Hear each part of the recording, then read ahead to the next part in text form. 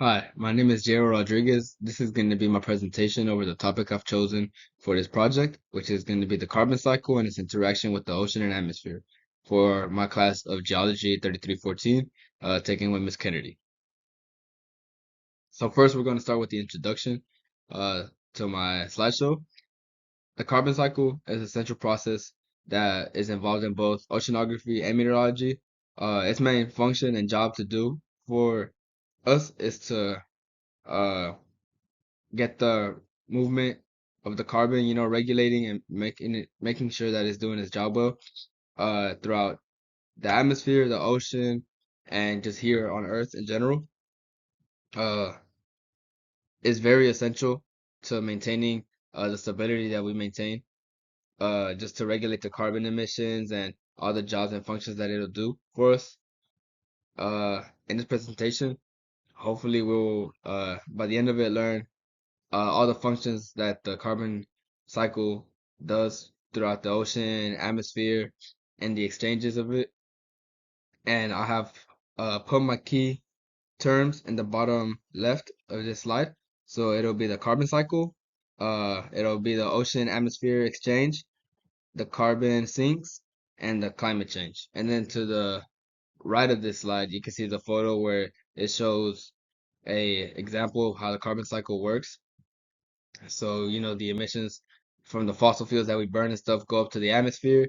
The atmosphere releases it as rain, or in the rain, or it gets put back down into the ocean because the ocean absorbs it, and it just recycles through a whole loop over and over again. All right, some background information on my topic. We're gonna go through the key terms.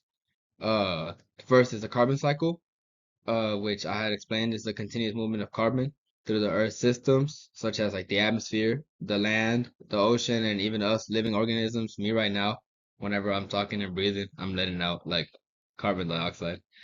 And then carbon sinks, which is natural systems such as like the ocean that absorb and store carbon dioxide uh for a long time and take in way more than they can release at the time. And then on my third one is ocean atmosphere exchange. This is the relationship between the atmosphere and the ocean surface that they go through, and how they share and go about functioning together to maintain stability with the carbon cycle. And the fourth topic is going to be, or key term, is my climate change. This is like just the shifting in temperatures and like the weather and stuff that like affected by carbon emissions and the increase of greenhouse gases. All right, and a little backstory, history, background information is the carbon cycle obviously has been going on since the Earth was made, and millions and millions of years. But since the humans started, it started mainly like in the Industrial Revolution, once the machines and factories and everything that's polluting and causing greenhouse emissions to like rise up exponentially. Uh, our activities that we've been causing, like burning the fossil fuels and stuff, having like it significantly increased the carbon dioxide levels. This has also contributed heavily to the global warming and disrupting, obviously, like the natural balance that the Earth had maintained for those millions and millions of years before we started kind of like messing it up. But that's cool because hopefully we find a way to fix that. All right. Key issues that I see with what we've been working with uh is the ocean as a carbon sink. So as I mentioned earlier, the ocean absorbs a vast majority of the carbon, way more than it can release. About 25 to 30% of that that it absorbs is like the one that we produce yearly, so annually, the carbon dioxide we produce ourselves. And then a little fact is that the cold ocean water absorbs way more carbon dioxide than the warm one does. So this makes like the polar regions, such as the North Pole and the South Polar regions, way more like attract way more carbon dioxide than the rest of the sections such as like the equator and stuff. And then another key issue or area of focus, as I have, is the ocean acidification.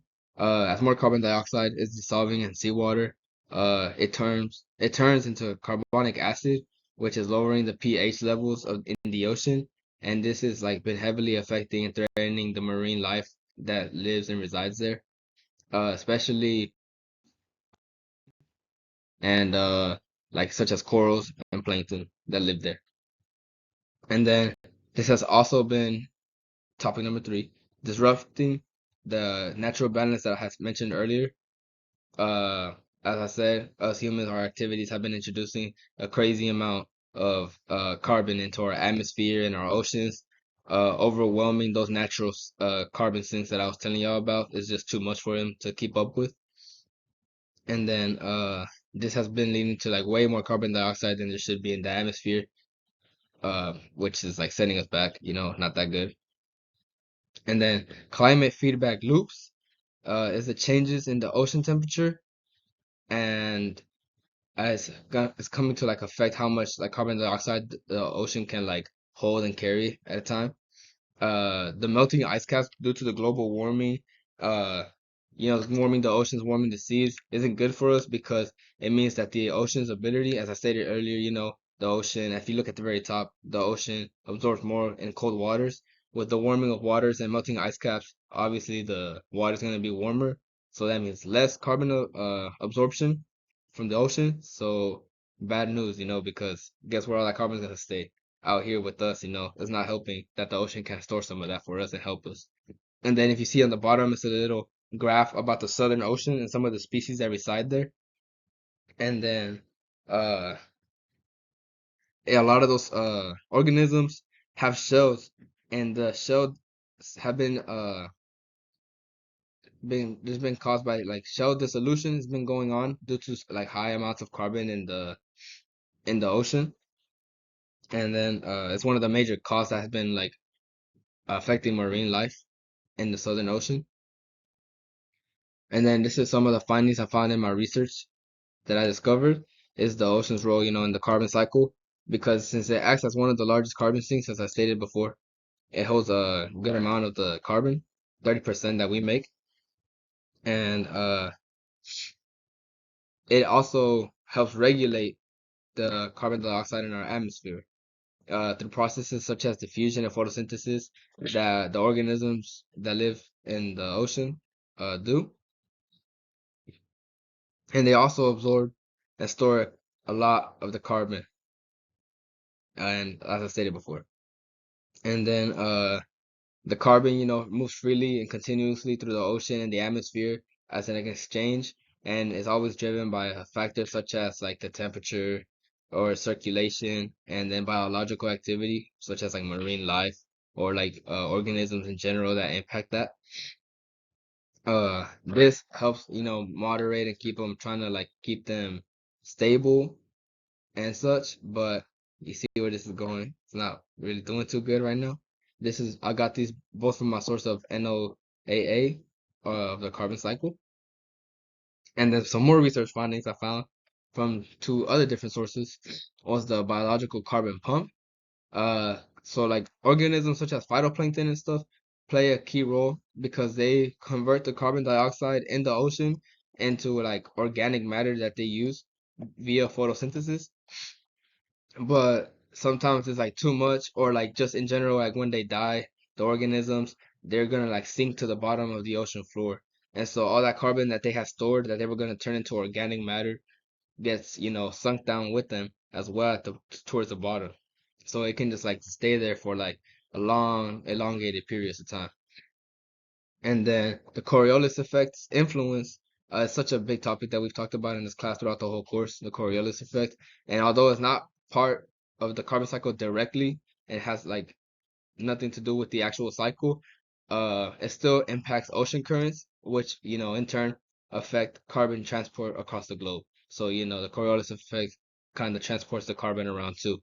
And I got these from my sources in Science Learning Hub, and then the NOAA, uh, what is the Coriolis effect? And then in the left photo is a photo of a phytoplankton. It's just an example of like the kind of animals that turn this into organic matter, the carbon dioxide. Some discussions that I had for this presentation So how the research that I gathered connects to the oceanography and meteorology. The carbon cycle is central to oceanography because it governs the exchange of carbon between the ocean and the atmosphere. You know, the exchange that I was talking about, and it impacts not just like the ocean, but also the atmosphere's chemistry. You know, the circulation, and then the ecosystems, the marine ecosystems within the ocean. And then in meteorology, you know, atmospheric carbon dioxide levels, you know, affect the Earth's climate, you know, such as global warming, the greenhouse effects, and it's just like been changing like weather patterns and other like various things that like on the Earth. And then some conflicting viewpoints. You know, the ocean, as I stated, is a critical carbon sink. It holds a lot of carbon dioxide, but some scientists, you know, believe that this is gonna be like not as such of a big carbon sink later on in the future, due to the fact that as the ocean is getting, you know, warmer, it's getting more acidified by the carbon dioxide. You know, it's too much uh carbon dioxide for it to hold, and it can't even hold that much because the waters are getting warmer. You know, we're thinking about like long-term stability and whether it's gonna like help us or not too much, what we're gonna have to do to prevent that. And then interesting thing that I learned is that or that I picked up more from my research, such as the phytoplankton, you know how they turn the carbon dioxide into organic matter. I feel like a lot of researchers, from what I've read and like looked through, don't really take into consideration that organisms can also be like of a very big help, that we should like keep like protecting them and helping them prevent and stuff. Okay, and that's why like the organisms I feel like are like very underwhelmed. I mean underrepresented in those discussions and like talks that they do about this.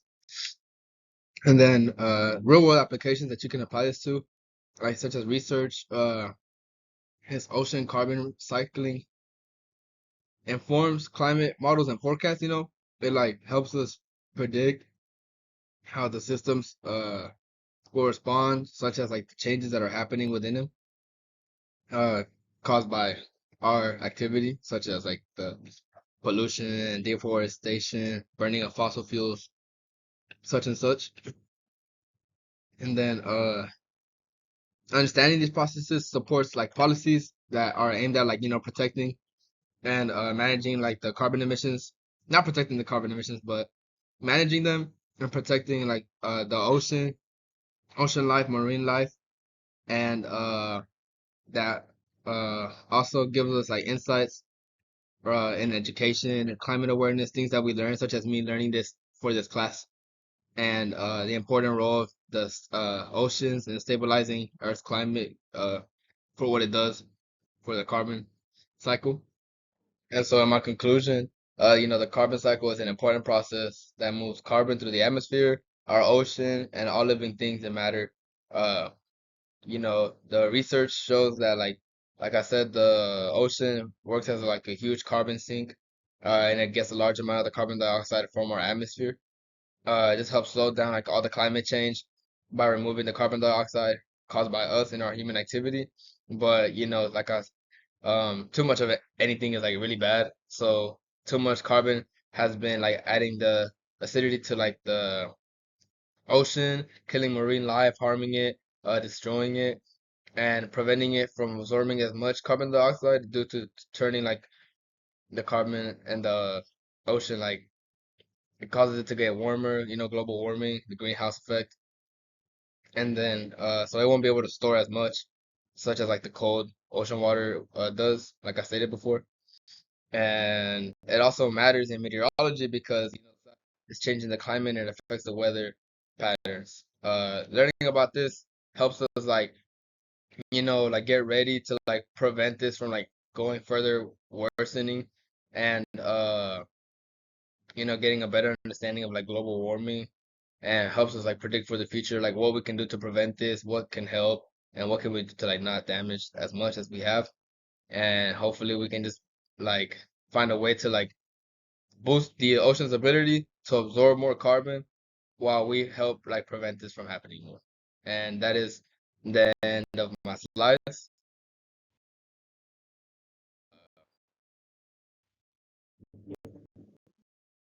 And then here I have the resources, my 3 resources that I use throughout this presentation, and that is going to be the end of my slides. Thank you.